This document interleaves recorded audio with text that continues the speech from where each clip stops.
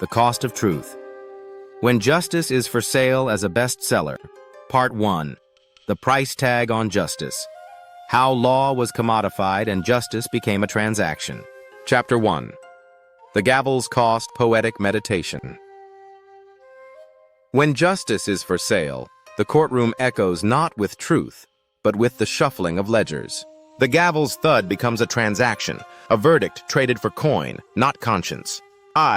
The price of a verdict in Lagos.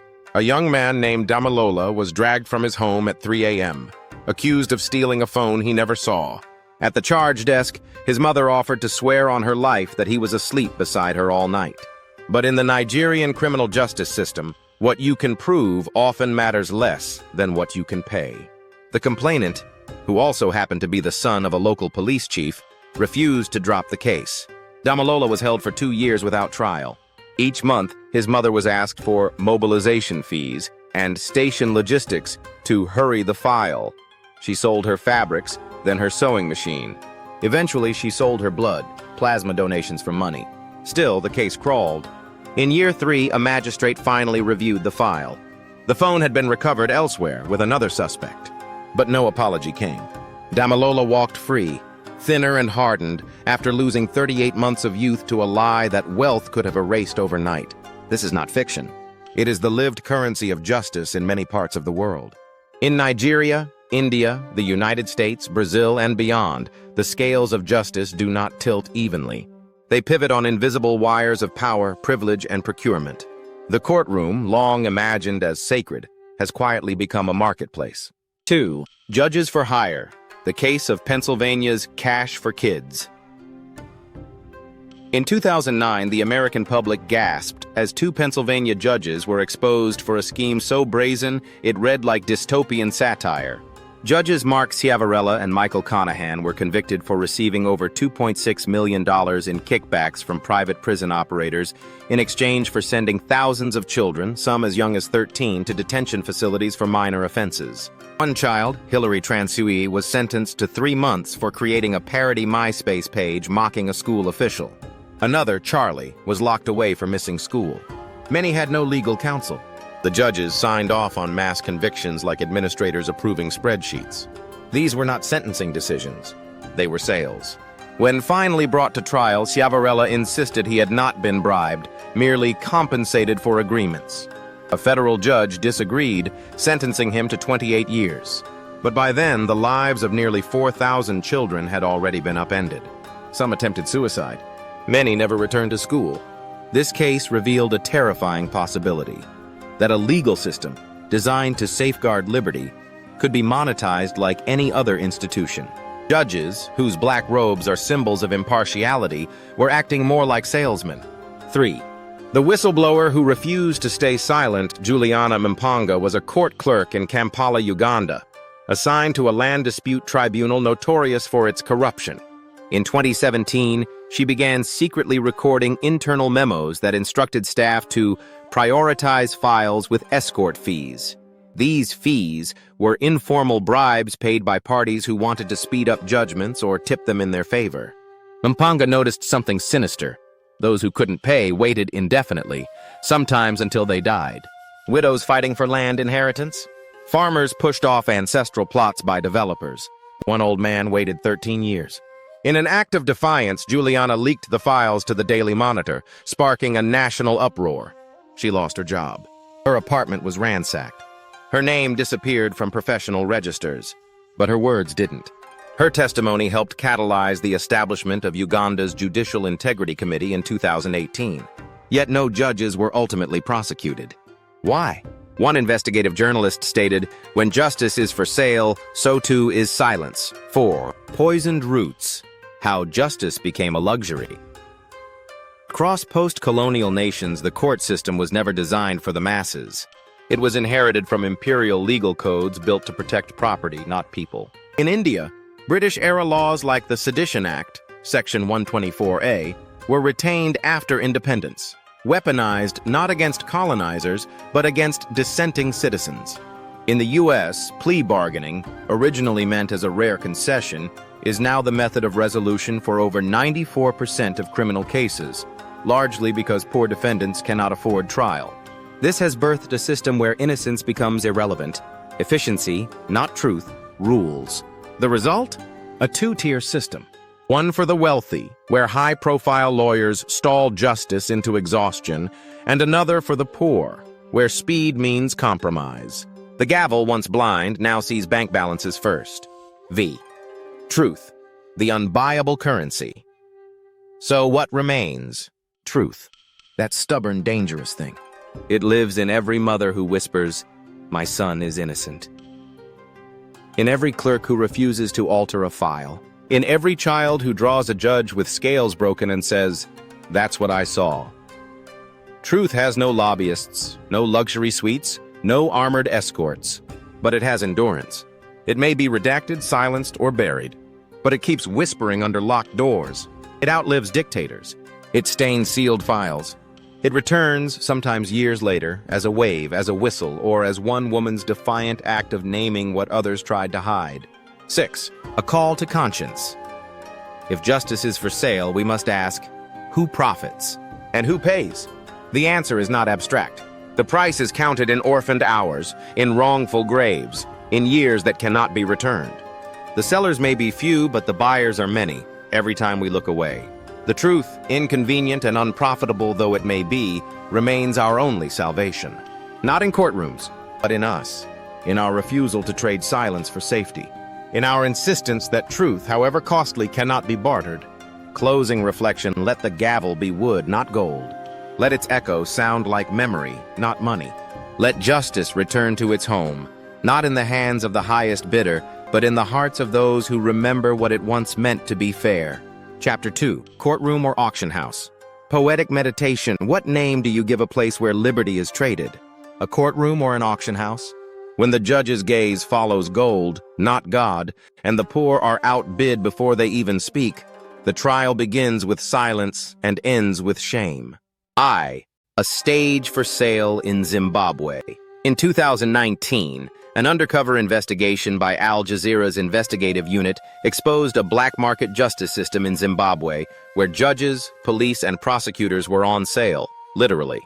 A well-known Harare lawyer, caught on hidden camera, detailed how to navigate a high-profile criminal case. "You don't want a trial," he said. "You want a deal. A trial is just for the optics." He explained how judges could be reached discreetly through intermediaries, how police would misplace key evidence for a fee, and how prosecutors would misframe a charge to downgrade it. When asked what this system was called, the lawyer smirked and answered, "An auction with wigs." This wasn't corruption at the margins, it was systemic. Police salaries were under $200 a month. Court clerks relied on side income. Bribes were institutionalized through euphemisms, tea money, appreciation tokens, and movement incentives. The price list for freedom: assault charge downgraded, $150. Bail for fraud suspect, $300. A case dismissed before trial, $1,000 plus. As high court judge to rule favorably, $5,000, $10,000. The courtroom had become a bidding floor. The highest bidder won not justice, but immunity. 2. Justice as luxury in the United States. In the United States, often seen as a beacon of due process, justice can be just as transactional, though more discreet. Consider the concept of bail. According to the Prison Policy Initiative, over 450,000 people sit in U.S. jails every night, not because they've been convicted, but because they can't afford to buy their freedom before trial. Meanwhile, wealthy defendants accused of white-collar crimes, embezzlement, insider trading, even sexual abuse, often walk free on bail set at hundreds of thousands of dollars. Their attorneys file motions in limine, delay trials, argue for venue changes, or negotiate sealed deals. In New York, Harvey Weinstein's legal team cost more than $2,500 an hour. He hired private investigators to tail journalists and intimidate witnesses. Meanwhile, a 16-year-old black boy arrested for suspicious loitering in the Bronx couldn't afford $200 bail and spent 3 weeks on Rikers Island. Same system, different prices. When outcomes depend on how well you can pay, the courtroom becomes indistinguishable from a showroom. Verdicts displayed behind glass, negotiable stickers attached. 3. Brazil. the priced path to acquittal.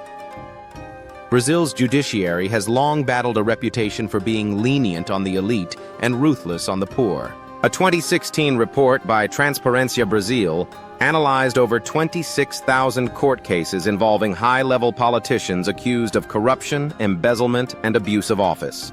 The result? Less than 2% ended in conviction. What did the acquitted have in common? Political connections, private legal teams with deep resources, access to judges during off-docket consultations, payments described as consultancy retainers. In contrast, favela residents caught with petty amounts of marijuana faced swift sentencing, often via virtual courtrooms with no legal counsel. Journalist Fabio Souza described the courts as auction blocks in suits, where social class determines who is even heard. One defense lawyer described a key to success. Don't argue the facts, argue the budget. 4. A voice from the inside. Judge Eggs. In 2021, a retired Kenyan judge, who spoke on condition of anonymity, granted an interview to The Nation. "There is a fee for everything," he said. "Want a favorable divorce settlement? There's a fee. Want a land injunction to freeze someone's property? Fee.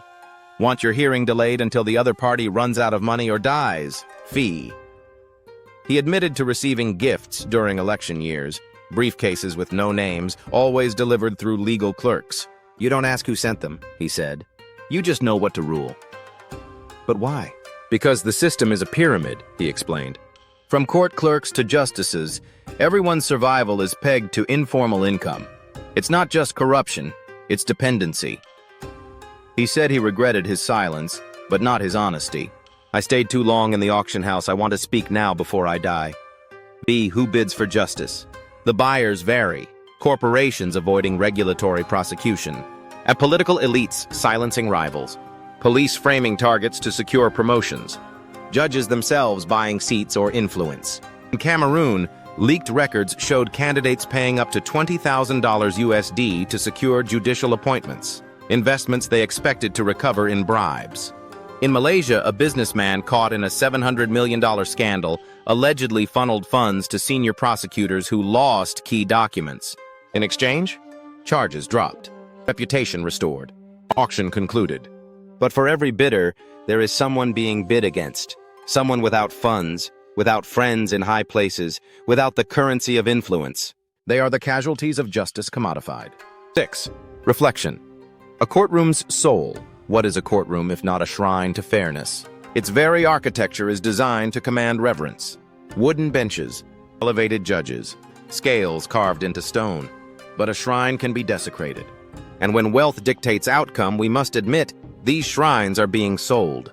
In countries where justice is auctioned, law becomes theater, and verdicts become scripts purchased in advance. So the question remains, are we still a society of laws, or merely a society of contracts dressed as laws? Closing truth verses. Let the gavel fall like rain, not coin. Let verdicts weigh truth, not treasure. Let the courtroom be a temple once more, not a hall where the highest bidder walks out clean. Chapter 3. Pay to win. Inside elite legal loopholes. Poetic meditation. They say the law is blind, but it listens for gold. It bends not to truth, but to the weight of a wallet, and those who can pay rewrite the rules mid-game. In court, money isn't speech, it's the script. By the illusion of equality under law, equal before the law, it's inscribed above courtrooms, etched into constitutions, whispered into oaths. But in practice, this phrase is a ceremonial ghost, haunting systems that no longer live by it. Across continents and constitutions, a singular truth echoes. Justice is not about right or wrong, it's about resources. The elite do not just survive the law, they weaponize it, turning it into a blunt instrument against rivals, whistleblowers, the poor, and even governments. Their method? Not outright defiance of the law, but mastery of its weaknesses. 2. Legal teams as war machines. The case of Shell in Nigeria. In 2021, Dutch courts ruled that Shell was responsible for oil spills that devastated the Niger Delta after over 13 years of legal battle initiated by 4 Nigerian farmers. The plaintiffs had no power, no wealth, and no voice, just contaminated land and dead livelihoods. Shell, on the other hand, deployed what human rights lawyers called a litigation fortress. They delayed proceedings with jurisdictional challenges, hired top-tier law firms from 3 countries, and buried the farmers' legal team in over 2,000 pages of procedural counterclaims. Behind the scenes, documents leaked to De Volkskrant revealed Shell's internal strategy. Delay is protection. Every year we stall, we win. The case, if won early, might have cost Shell $10 million, but by dragging it across decades, it became a tolerable PR nuisance rather than a corporate reckoning. 3. When the law is a product. Tax evasion as legal strategy. The Panama Papers leak in 2016 exposed how over 140 politicians and public officials, along with celebrities and corporations, used shell companies and offshore trusts to legally hide wealth, evade taxes, and avoid scrutiny. Here's the trick. None of it was technically illegal. The rich didn't break the law, they bought versions of it. Law firms like Mossack Fonseca specialized in crafting these protections. They didn't just offer legal counsel, they engineered invisibility. Take the case of Isabel dos Santos, daughter of Angola's former president. With over $2 billion in assets, she used a network of 400 companies spanning Dubai, Malta, and Mauritius to route oil, diamond, and telecom profits beyond her country's reach. When journalists published proof of conflicts of interest and public fund siphoning, her lawyers responded with 11 lawsuits, none on grounds of falsehood, all based on defamation and data misuse. The message was clear. Truth isn't what wins in court. Money does. 4. Strategic lawsuits against public participation. SLAPPs. Across democracies, one of the most chilling elite tactics is the SLAPP suit. Lawsuits filed not to win, but to exhaust, intimidate, and silence critics. These lawsuits weaponize the high cost of defense. Investigative journalists, environmental defenders, and community leaders are sued for libel, breach of confidentiality, or reputation harm, often for publishing verified facts. In the UK, Russian oligarchs have filed SLAPPs against The Guardian, Financial Times, and Bellingcat. One case involved a journalist who uncovered massive money laundering schemes involving UK real estate. The oligarch's legal team demanded corrections, legal fees, and public apologies, all before trial. The journalist spent 2 years fighting, at a personal cost of over £300,000. The case was dropped quietly, but the damage was done. SLAPPs are not legal battles. They're warning shots. V. Courtrooms. As corporate assets, the opioid crisis. In 2019, the Sackler family, owners of Purdue Pharma, makers of OxyContin, were forced to respond to lawsuits from 48 U.S. states for their role in fueling the opioid epidemic. But instead of facing public trial, they deployed a legal maze. They moved billions of dollars offshore and declared Purdue Pharma bankrupt to freeze civil litigation. Distinct negotiated private settlements that shielded the family from future prosecution without admitting guilt. This tactic, called a non-consensual third-party release, allowed them to exit liability while keeping profits. Court documents showed how their lawyers lobbied for jurisdiction in courts friendly to such maneuvers. A public health catastrophe became a corporate escape act, all within the bounds of law. 6. The billable shield elite law firms are not just service providers. They are gatekeepers of elite impunity. For a retainer of 1 NM+, some firms offer what insiders call pre-litigation suppression. That means preemptively hiring lawyers to stop lawsuits before they start. Investigating plaintiffs. Discrediting witnesses. Sound intimidating smaller firms with threats of counter-litigation. In some jurisdictions, large firms buy out smaller legal practices, not for expansion, but to remove lawyers willing to take on class action or whistleblower cases. The message is systemic. The rich don't fear court, they own it. Reflection. Who writes the rules? Every society has laws, but every elite class has exceptions. They don't need to break the law because they write the loopholes. They fund political campaigns that shape policy. They sit on the boards that draft regulations. They hire the drafters of the very codes meant to constrain them. The law becomes a scaffold for power, not a balance against it. We must then ask, what happens when the guardians of justice are for hire? What remains of rule of law when its application is tiered by wealth? What remains of a society when truth has no standing, but privilege does? Closing truth verses. They didn't bend the rules. They rewrote them. Their lawyers came not with arguments, but architecture. The courtroom became a coliseum, one side armored, the other naked. Yet still, truth stands, bruised but unbowed, waiting for a verdict not priced, but earned.